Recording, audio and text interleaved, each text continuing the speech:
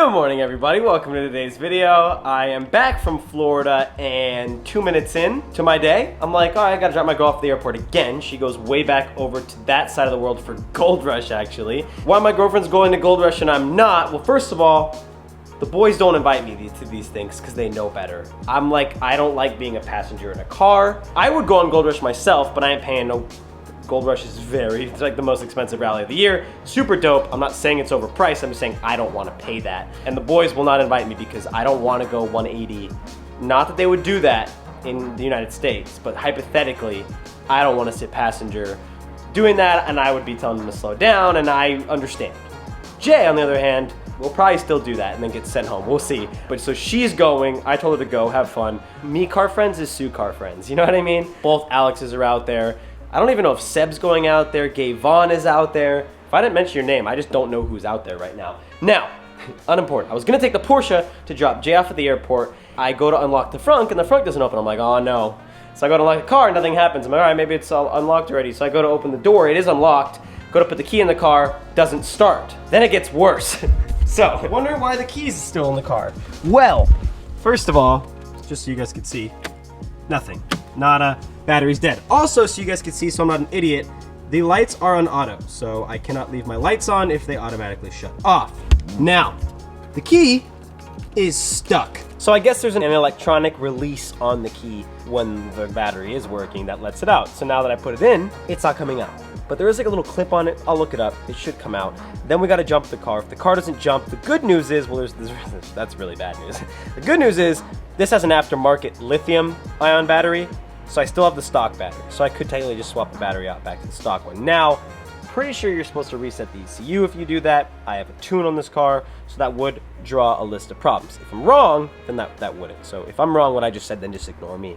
Don't call me stupid, just ignore me. Dun dun dun, my savior. Hopefully we'll see what happens. All right, so this thing needs to charge.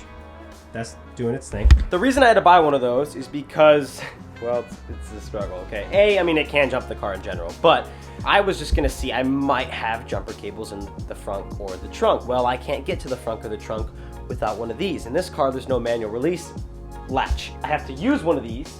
I had to go into the little fuse box by the footwell, pull out this little jumper for the trunk itself, and I actually have to jump the trunk, essentially. I have to connect this, just like I would do to the battery of the car, to that little latch, then ground it somewhere else. Then I can use, that just gives enough power to be able to release either the trunk or the frunk, because I need to get to the frunk anyway to get to the battery to actually jump the battery. Now this has to charge for a long time. The car goes in for service tomorrow morning. Oh God, this is a joke. We're up there, we got power again. Ladies and gentlemen, please start. Okay. She needs to charge. All right, so the car didn't need to jump. The car battery needs to be charged. I don't know how long this new box I just bought is gonna charge for because it's already on yellow, which means it's anywhere from 20 to 80%. It was green, so it should be closer to 80. So we have jumper cables, so I'm kind of just wasting my time. I know this is probably gonna take way longer. I'm gonna try to get it to turn over one more time. And if it doesn't, we're just gonna jump my car. No. Zero chance. We're just gonna jump it. All right, we got the Honda helping me out. Hear those revs? All right, now we should be able to at least jump. That's not good. I don't know what that means, but the car won't even turn over, so don't call me an idiot. I already knew the previous owner installed a lithium-ion battery on this car. That's all I knew. I don't even know if you could jump a lithium-ion battery, so if I did that, I'm sorry. Hopefully I didn't put the battery up. But it's a anti-gravity RS30 restart. So the company Anti-Gravity that makes batteries, they have a restart feature where when the battery's about to die, that last little bit of power that it would normally get rid of, it kills itself early to save that battery that it can be used with a restart button on my battery right there, super easy to access, that I press for 5 seconds, and it should take that battery it saved and use it to restart my car. This is the last chance. If this happens, well, we just wasted a lot of time, but you live and you learn. We hold this 5 seconds. 1, 2, 3, 4, 5. Okay? Now I should be able to just go in here. Is everything on? Everything's on. Wait for it.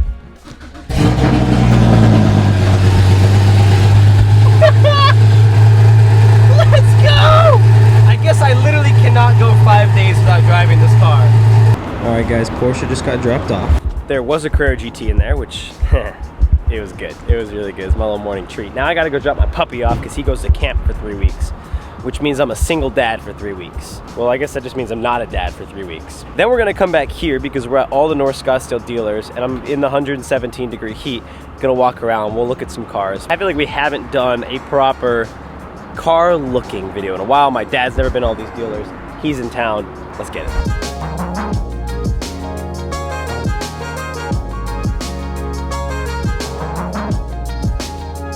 So there was only pretty much a GTC, which by the way in the used market are bringing almost the same cost as an AMG GTR, so I don't know why anyone would buy a GTC. I guess they're trying to be comfortable. I get that. It is pretty much the comfortable version of the GTR. There was an E63S Edition 1 that I think was a customer car going in service. But I did find out, I'm 99% sure that even in the US, I thought it was European only, I think in the US they did an Edition 1 of the wagon. If I could find an E63S Edition 1 wagon, I will buy it now. So if you have one and you really want a GT4, I'm sure we could set something up.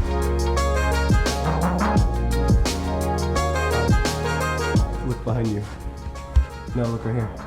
It's the Bugatti specking bay. These are where you go to sit and spec your Bugatti.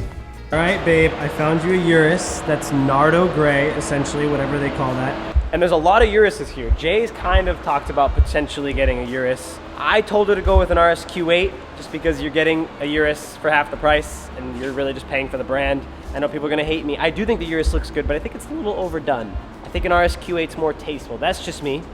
The only problem is Uruses are everything's bringing so much money over sticker right now. Even RSQ8s are, but if we can find an RSQ8 at sticker and be able to do an exclusive color, Jay will be very interested. So anyone out there that can make that happen, let me know. I'd like to report that is a wrap. Okay guys, I just found something for my girlfriend and she's gonna be so mad because it's sold.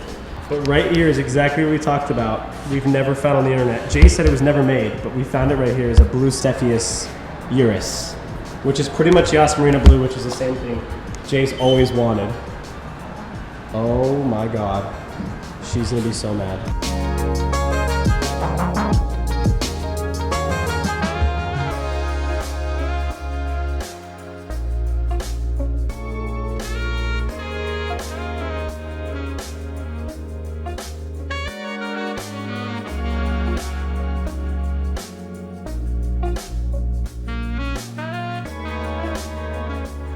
All right, ladies and gentlemen, they have two SF90s here. One in blue with the red actual carbon buckets. One in white with no carbon buckets. If this thing had brown interior carbon buckets, it would be one of the greatest carbon wheels, greatest things I've ever seen. There is also a TDF right here, really good spec. Not gonna shy away from looking at that. But this is the first time I've really seen the SF90 in person. Pretty much the fastest production road car right now in a straight line. I'm not sure how this thing's gonna do around a track. I'm sure very good as well.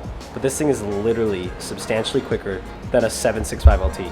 I don't even know how you can wrap your head around that, but these things are stupid. Love to get behind the wheel. So if you have one, obviously you want me to drive it, so please let me know.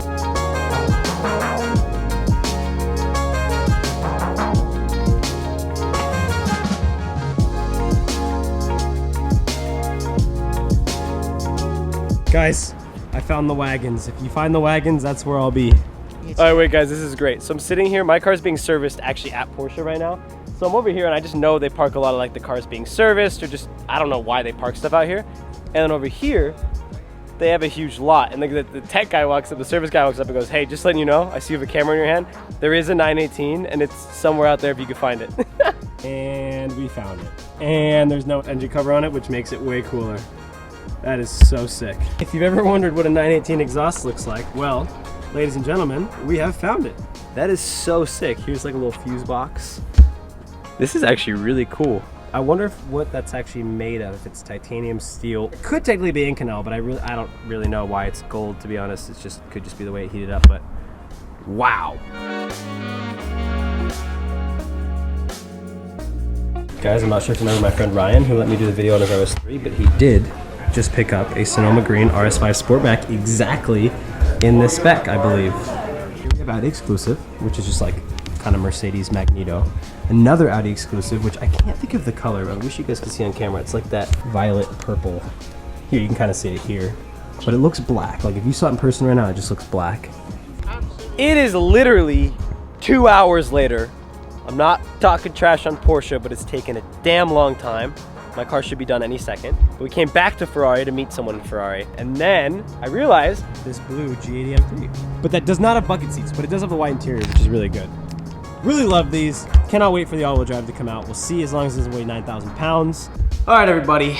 It's another day. I was gonna vlog, but I realized I'm not gonna actually keep filming. I feel like this vlog has plenty of enough content. But I do wanna say, instead of making an entire video about it, because I feel like most of you guys do follow me on social media. If you don't follow me on social media, Driven by Jordan.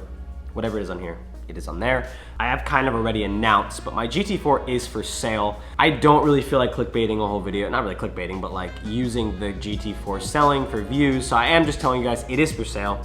I'm not telling you guys this so any of you guys buy the GT4. I'm just telling you that it could be potentially leaving the garage.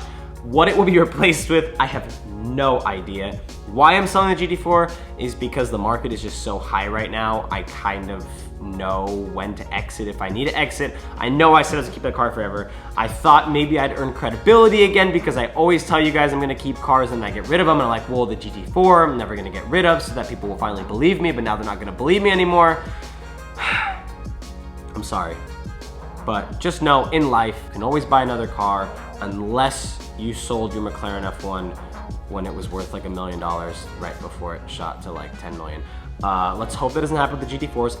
The only reason I don't think that's gonna happen is I don't think most cars are the price they are right now because of the cars themselves. I think they are the price they are because the market is crazy. If someone's willing to pay enough money for the GT4, I didn't even list it for sticker. People are listing their cars for over sticker with my mileage, way crappier specs.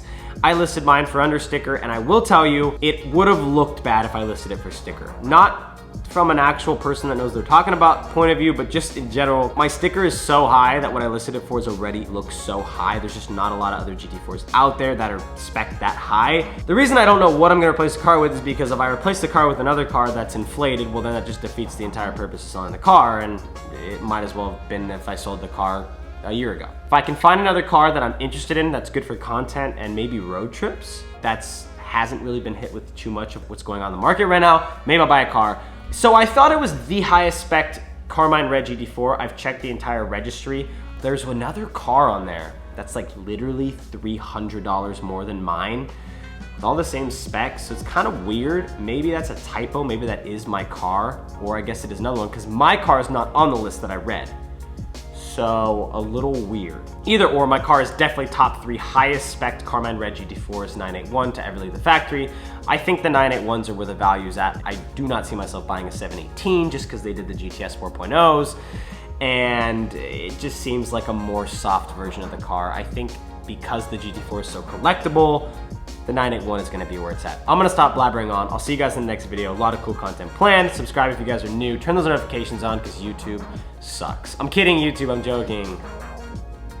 Bye, guys.